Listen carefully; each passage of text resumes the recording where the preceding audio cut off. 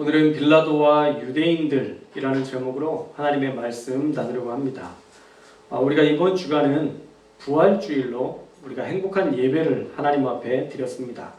그런데 다시 예수님의 고난으로 말씀으로 돌아가는 것이 조금은 고민이 됐지만, 사실 우리가 예수님의 십자가의 그 고통과 또 우리를 위해서 죽으시는 그 사랑을 항상 묵상해야 되는 것은 평생토록 해야 될 일이기 때문에 부활절이 지났어도 우리가 다시 잊지 않고 기억하는 것은 필요하겠다라는 생각이 들었습니다. 최근에 가평 살인사건 용의자가 남자 여자 두 용의자가 잡혔죠. 특히 아내였던 여성이 한간의 주목을 더 많이 받았었는데, 과거에 신동엽 씨가 집을 고쳐주는 프로그램에 나왔던 초등학교 6학년 어린아이로 나와서 인터뷰를 했던 장면이 화제가 됐습니다. 나중에 저도 좋은 일을 하는 그런 사람이 되겠다라는 다짐을 하는 모습을 보았는데, 왜 그렇게 좋은 일을 하겠다던 아이가 사람을 죽이고 보험금을 타려는 악질 살인마가 되었을까? 너무 간단한 결론에 도달할 수 있죠. 그것은 바로 받은 은혜를 잊어버렸기 때문입니다. 은혜를 잊어버리면 결코 선한 삶을 살 수 없습니다. 예수님께서 우리를 위해서 십자가를 지시고 죄의 사함을 주셨다는 사실을 잊어버린 그리스도인들 역시도 어쩌면 그리스도인답지 않게 살아갈 때가 너무 많습니다. 그래서 우리는 부활절이 지났지만 다시 예수님의 고난을 묵상하고 또 예수님이 하신 일들을 우리가 기억하면서 겸손히 감사히 삶을 살아내야 할 줄로 믿습니다. 어떤 때에도 예수님을 기억하며 예수님과 동행하는 저와 여러분들 되시기를 축복합니다. 자, 오늘 말씀에 보면요, 빌라도와 유대인들의 그 대립 상황이 나옵니다. 빌라도는 어떻게든 예수님을 풀어주려고 애썼고요, 유대인들은 어떻게든 예수님을 죽이려 했습니다. 빌라도가 예수님을 풀어주려고 했던 내용은요, 계속적으로 등장합니다. 1절에 보면 빌라도가 예수님을 채찍질하게 하죠. 그런데 우리가 생각할 때 이게 과연 풀어주려는 행동이었을까라고 의구심을 가질 수 있지만, 빌라도가 할 수 있는 최대한의 머리를 쓰고 있는 거예요. 먼저 채찍질을 했고, 두 번째는 군인들을 통해서 희롱했습니다. 가시나무로 관을 씌우고 자색옷을 입혔다라고 2절에 말씀하죠. 유대인의 왕이라고 예수님이 하셨으니까 가시 왕관을 씌우는 조롱하는 행태를 보여주었고, 또 왕이 입던 자주색 계열의 옷을 입히는 것으로 지금 예수님을 희롱하고 있는 것입니다. 3절 말씀을 함께 읽겠습니다. 3절 말씀 시작. 앞에 가서 이르되 유대인의 왕이여 평안할지어다 하며 손으로 때리더라. 아멘. 자, 이 모습이 여러분들이 보기에 유대인의 왕으로 존중하는 모습이다 라고 생각할 수는 없겠죠. 이 손으로 때리더라 라는 말은요, 원어로 보면 돌아가면서 때렸다 라는 말입니다. 그러니까 한 사람이 가서 유대인의 왕이여 그리고 뺨을 때리고, 또 다른 군인이 유대인의 왕이여 하면서 뺨을 때리는 가장 수치스러운 모습들을 경험하고 있는 것이죠. 너무 극명하게 대비되죠. 종려나무 가지를 들고 유대인들이 환영했던 그 장면과 지금 이 로마 군인들이 유대인의 왕이시여 하며 머리는 조아리지만 수치스럽게 뺨을 때리는 이 장면이 얼마나 예수님에게는 수치스럽고 고통스러운 일이었겠습니까? 그런데 빌라도가 그때 등장합니다. 그리고 아무 힘없이 조롱당하시는, 그러면서도 좀 잠잠히 그 고통을 감내하시는 예수님을 유대인들에게 드러내 보이시면서 이런 악의도 없고 내성적인 이런 조용한 사람을 어떻게 반역자로 십자가로 죽일 수 있겠는가라는 것을 지금 유대인들에게 보여주고 있는 거예요. 빌라도는 분명하게 나는 아무 잘못도 찾지 못했다라고 선언합니다. 그러면서 군인들에게 조롱당하시는 모습 그대로를 유대 종교 지도자들에게 보여주시는 것이죠. 가시관을 쓰게 하고 자색옷을 입고 나오게 하신 후에 빌라도가 보라 이 사람이다. 이 말은 이 사람을 내가 어떻게 반역을 꿈꾸는 자, 세상에 밀란을 일으키는 반란자라고 내가 선언할 수 있겠느냐라는 것을 드러내 보이신 거예요.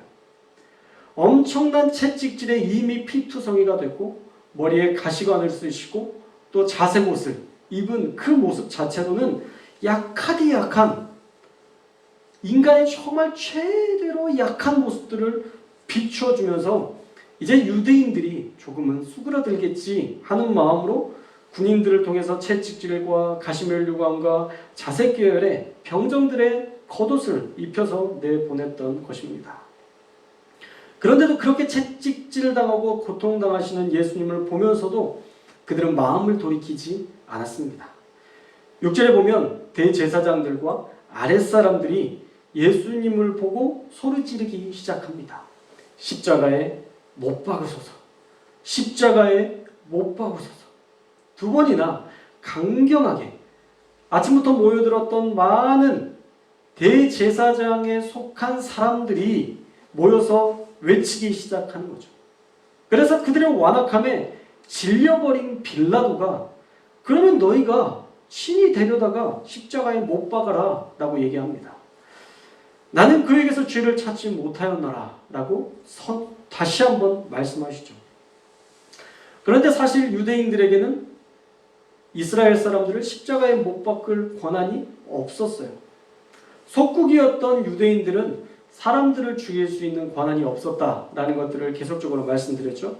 그러니까 이거는 유대인들이 계속 어깃장나게 행동하고 말하니까 빌라도 역시도 말도 안 되는 어깃장을 같이 부리고 있는 거예요. 그러니까 서로 억지를 부리고 있는 거죠. 대제사장과 유대 종교 지도자들의 무리들은 무조건 죽여라 라고 얘기하고 있고, 빌라도는 그럼 니들이 데려가서 죽여라. 이렇게 팽팽한 기싸움이 벌어지고 있는 것입니다. 빌라도는요, 분명히 두 번이나 예수님의 무죄를 선언했습니다. 4절에 보면 아무 죄도 찾지 못했다. 6절에 보면 나는 그에게서 죄를 찾지 못하였노라 라고 빌라도의 선언은 분명했습니다. 예수님은 무죄였습니다. 그런데 유대인들은 자신의 법에 의하면 그는 당연히 죽어야 마땅할 사람들인데, 그 이유는 그가 신성모독죄를 저질렀다라고 얘기하고 있죠. 그가 자신이 하나님의 아들이라고 말하고 다녔기 때문에 이 사람은 우리의 법에 의하면 죽어 마땅하다라고 얘기합니다. 그런데 오히려 그 말을 들었던 빌라도는요, 더 두려워합니다. 우리 8절 말씀을 읽어볼까요? 8절 말씀 시작. 아멘.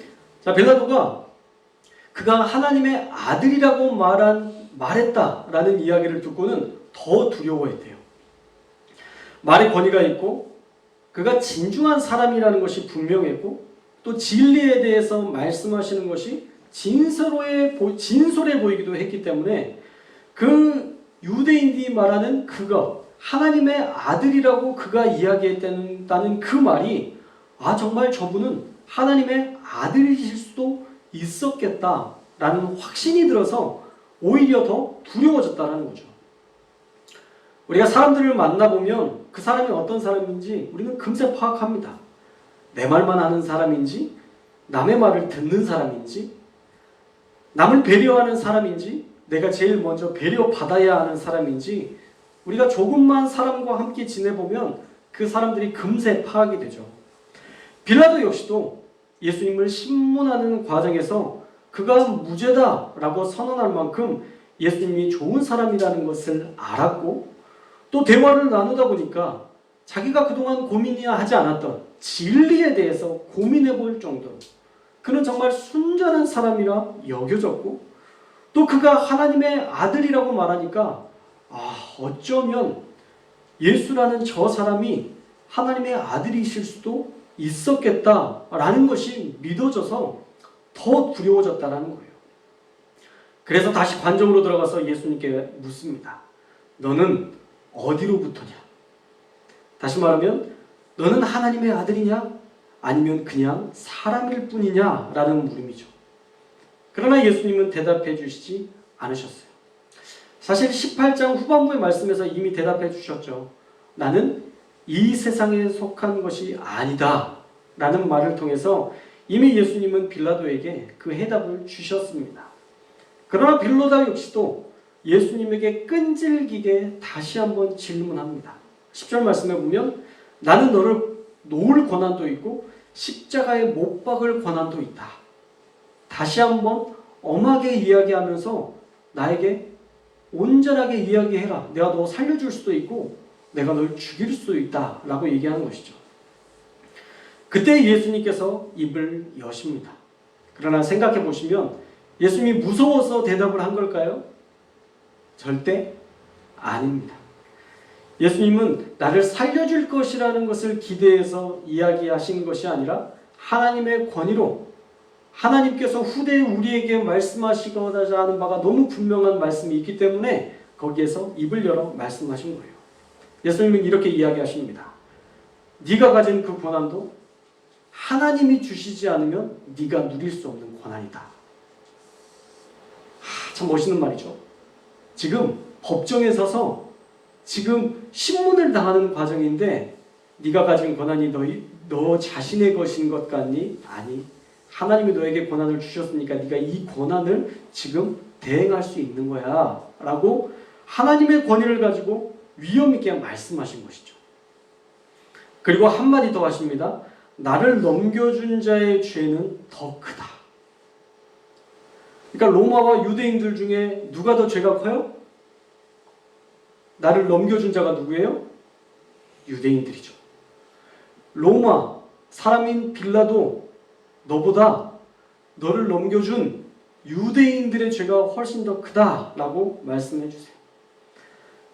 사실 이 말을 보면 나를 심판하는 너도 죄가 있지만 넘겨준 자의 죄는 더 크다라고 말씀하시는 것이기 때문에 로마와 유대인들 모두에게 지금 너희가 하는 모든 이 일은 정당하지도 옳지도 않은 일이다 라는 것을 단 한마디로 그들을 더 이상 이야기할 수 없는 그런 지혜롭고 논리적인 말씀으로 그들에게 이야기하신 거예요. 그래서 빌라도는요, 다시 한번 어떻게든 도와주려고 힘씁니다. 그러나 유대인들은 이제 오히려 빌라도를 반역자로 몰아세웁니다. 12절 말씀을 한번 읽어볼까요? 12절 말씀 시작. 이러함으로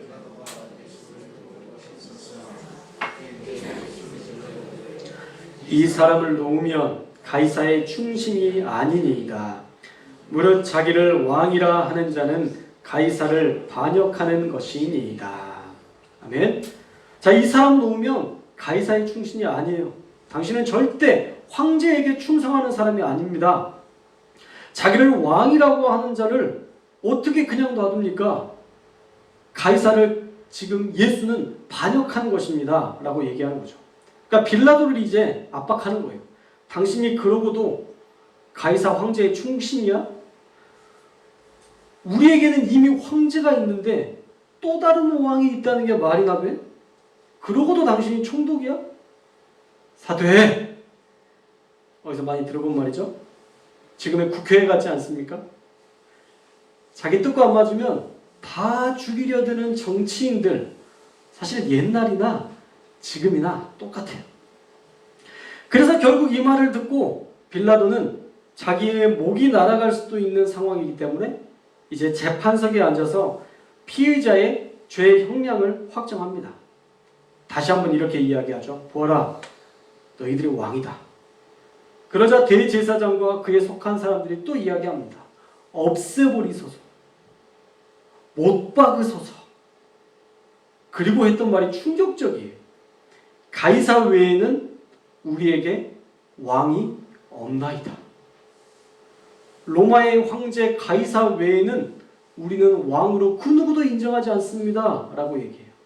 로마에 충성을 맹세하며 소리칩니다. 그래서 빌라도도 어쩔 수 없이 예수님을 십자가형에 처하게 됩니다. 사도신경을 우리가 고백할 때마다 빌라도가 나오죠.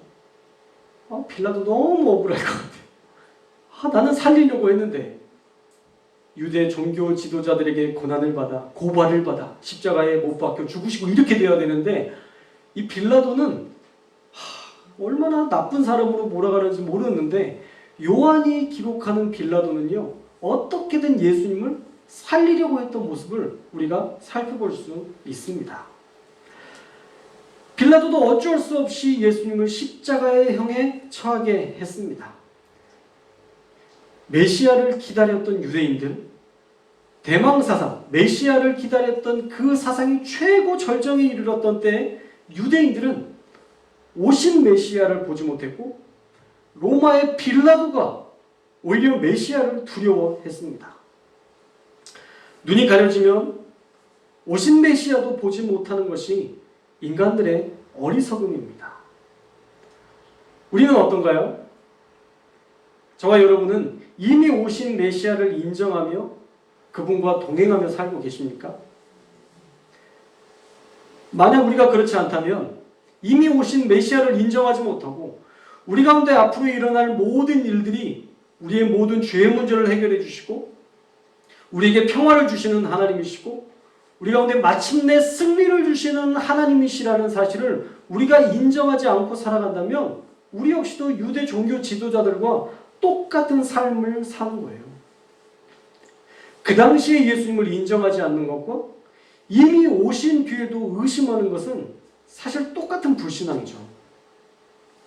그러나 저와 여러분은 이미 오신 예수님을 기억하고 그분이 우리를 위해 주신 귀한 선물, 이 구원이라는 귀한 선물을 은혜로 받고 그 은혜 때문에 우리가 하루하루 살아가는 그 삶의 자리에서 거룩하고 순결하게 오늘 하루를 예수님을 따라 살아가는 저와 여러분들이 꼭 될 수 있기를 주님의 이름으로 축원합니다.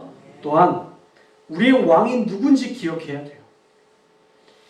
유대인들은요, 유대인들 중에서도 대제사장들이 15절 말씀에 보면 대제사장들이 대답하되 가이사 외에는 우리에게 왕이 없나이다 라고 외칩니다. 단순히 예수님을 죽이기 위한 군중들의 외침이라고 보기에는요 너무 구체적이고 그 대상이 너무 한정되어 있어요. 그 사람들이 누구냐? 대제사장들이 하나님을 가장 잘 믿어야 되고 하나님을 가장 사랑해야 되고 하나님을 가장 신뢰해야 했던 대제사장들이 하나님을 우리의 유일한 왕으로 고백하는 것이 아니라 가이사가 우리의 유일한 왕이라고 고백하고 있는 그런 상황을 우리가 마주대하게 됩니다. 그들은 이미 하나님을 그들의 왕으로 인정하지 않고 있어요. 눈에 보이는 가장 강한 힘을 가진 나라 로마 황제에게 굴복하고 있었던 것입니다. 오히려 훨씬 강력한 하나님의 나라에 소유된 백성인데도 내가 하나님께 속해 있다는 사실은 잊어버린 채 세상과 타협하여서 로마의 백성으로 우리의 왕은 가이사로 그들은 타협하며 살았다라는 거예요. 그러니 메시아를 알아보지 못했던 것이죠. 구원이라는 선물을 들고 오신 메시아는 배척하고 죽이고 십자가에 못 박아 버렸습니다. 그러나 오히려 그들을 압제하고 그들을 더 탄압했던 로마의 가이사 황제는 우리의 왕이라고 칭송하고 그들을 그 왕을 우리의 유일한 왕으로 모시고 있었다라는 것이죠. 여러분은 어떠십니까? 여러분의 삶의 왕은 누구십니까? 먹고 살아야 할 돈인가요? 누군가에게 인정받는 칭찬입니까? 남들의 생각이나 말입니까? 아니면 내 자신이 왕으로 모든 삶의 자리에서 나를 중심으로 살아가고 계십니까? 저와 여러분의 고백은 대제사장들의 고백과는 다를 수 있기를 주님의 이름으로 축원합니다. 우리의 왕은요 돈이 아니라 우리의 왕은 명예가 아니라 우리의 왕은 내 자신이 아니라 우리의 왕은 오직 여호와 하나님, 우리 하나님만이 우리의 왕이 되신다는 그런 고백으로 예수님을 인정하며 예수님과 동행하며 살아가는 저와 여러분들 될 수 있기를 주님의 이름으로 축원합니다. 자, 예수님이 우리의 왕이시라면 우리는 어떻게 살아야 될까요? 우리는 그분의 말씀대로 살아야 됩니다. 그분의 말씀대로 오늘 하루를 살고 그분이 명령하신 대로 순종하며 우리가 하나님의 나라를 세우는 일에 힘쓸 때 우리는 흔들리지 않는 백성으로 견실한 그리스도인으로 살게 될 줄로 믿습니다. 예수님과 동행하고 예수님을 왕으로 인정하며 그의 백성답게 살아가는 우리 귀한 성도교회 성도님들 다 되시기를 주님의 이름으로 축원합니다.